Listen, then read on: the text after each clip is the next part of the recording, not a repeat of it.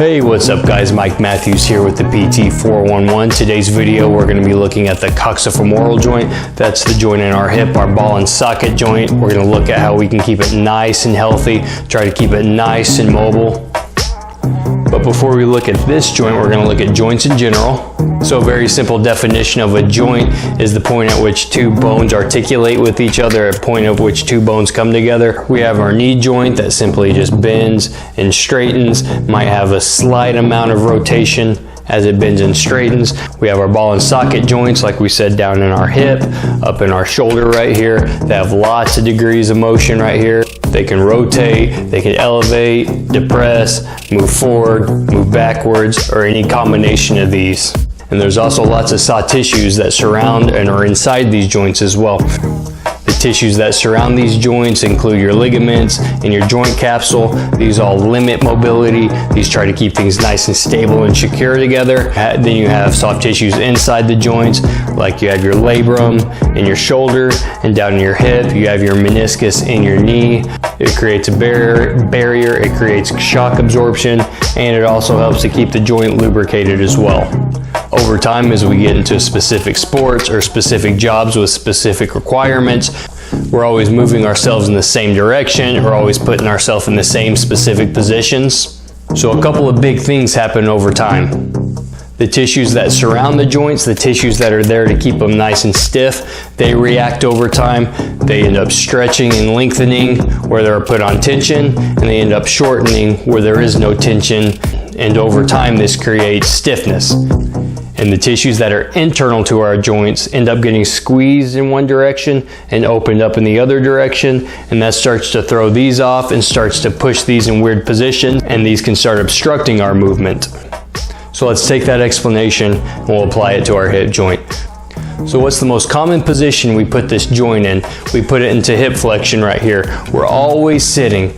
We're sitting when we're in the car. We're sitting when we're in the classroom. We're sitting when we're at the office. We're sitting when we're eating lunch. We're sitting at the end of the day when we're eating dinner or sitting on the couch watching TV. So let's look at it from the obstruction aspect. You're always putting this joint in the same position. Now you're creating these little impingements and obstructions to movement, and then you go to stand up. You go to walk. Now you have these little impingements. At first it just takes a couple steps to get things moving, get these obstruction cleared, but over time it takes a little bit more and more, and before you know it, half of your joint is just completely wore out. And if we look at it from the restriction side, you have this tightness that accumulates over time, just tightens up those tissues surrounding that joint. As we get older and our tissues start to calcify over, it gets harder and harder to get that flexibility back.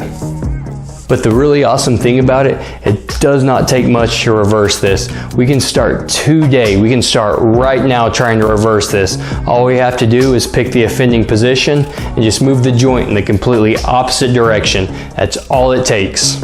So all we have to do is get down into a half kneeling position.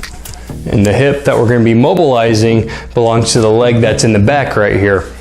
So being nice and upright here, making sure that we're not leaning forward as we go into the stretch. You're going to transfer your weight towards this front foot right here. Now we're moving this joint in the entire opposite direction of when we're sitting most of the day. And there's two ways we can stretch this out. You're going to hit more of the restriction if you come forward and you do more of a sustained hold, if you're holding more about 30 seconds or so.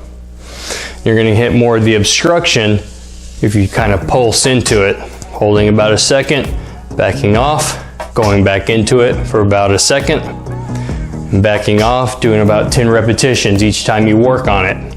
And without any major obstruction or restriction in there, it really doesn't take a lot. All you have to do is revisit this once or twice a day, especially on days where we're sitting on our butts even more.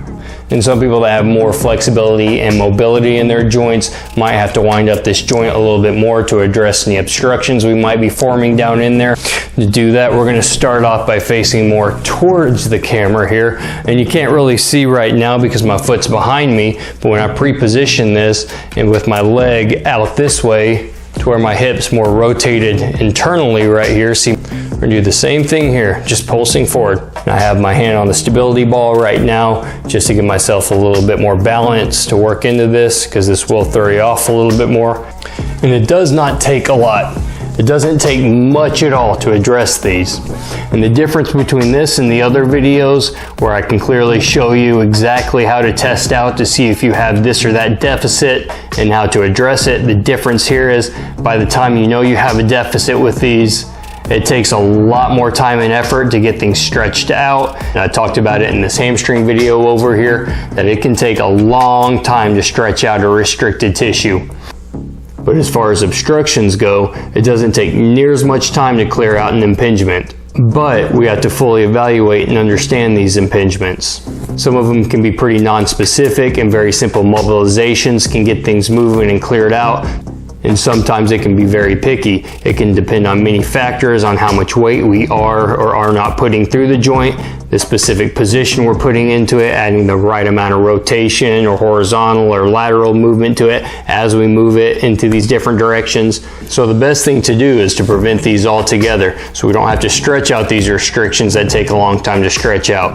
We don't have to clear out these impingements that might take a little while to figure out how we need to get them cleared. We can start making these micro investments in our body today so that we can cash in later, so we don't have to address major issues later on down the line. Again, I'm Mike Matthews with the PT 411. Thanks for tuning in.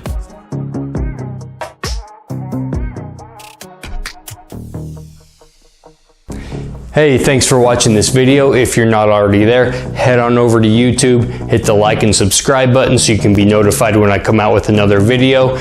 Definitely hit me up in the comment section below if there's something you would like for me to address in a future video. Again, Mike Matthews here with the PT 411. Thanks for tuning in.